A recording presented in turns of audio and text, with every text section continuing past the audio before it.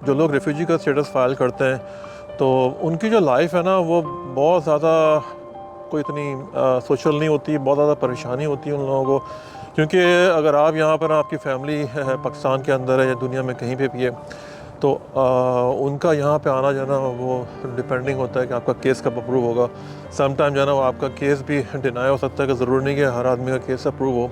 जो लोग पाकिस्तान से जो लोग केस फाइल करते हैं ना वो ज़्यादातर रिलीजियस बेस के ऊपर करते हैं। जो अगर आप गूगल भी करेंगे या जो भी वायरल इन्फॉर्मेशन आप लेंगे तो आपको मिल जाएगी कि ज़्यादातर जो है ना पाकिस्तान से रिलीजियस बेस के ऊपर, जिसके अंदर जब वो अपने आप को ज़ाहिर करते हैं वो शिया बीइंग अदर शिया कम्युनिटी से ताल्लुक़ ज़ाहिर करते हैं कि जी हमारी जान को पाकिस्तान में ख़तरा है। क्योंकि पाकिस्तान में इस तरह के सेक्टेरियन वायलेंस का काफ़ी है और सबको पता है ये बात।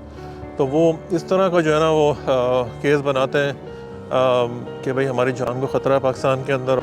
अस्सलाम वालेकुम, उम्मीद है सब लोग खैर से। मैं शकील फ्रॉम सिटी मिसिसागा। आज की वीडियो में हम डिस्कस करते हैं कि जो पाकिस्तानी एयरलाइंस है PIA पाकिस्तान इंटरनेशनल, कल की न्यूज़ है नवंबर 22 2025 के एक और फ़्लाइट जो क्रू मेंबर्स है जिनका नाम मेरे ख्याल में अंजुम बताया जा रहा है वो कनाडा के अंदर जो है ना उन्होंने वापस PIA को रिपोर्ट बैक नहीं किया। जब फ़्लाइट वापस जा रही थी यहाँ से तो वो पॉसिबल ये है कि वो यहाँ पे जो है ना वो स्लिप हो गए हैं। वो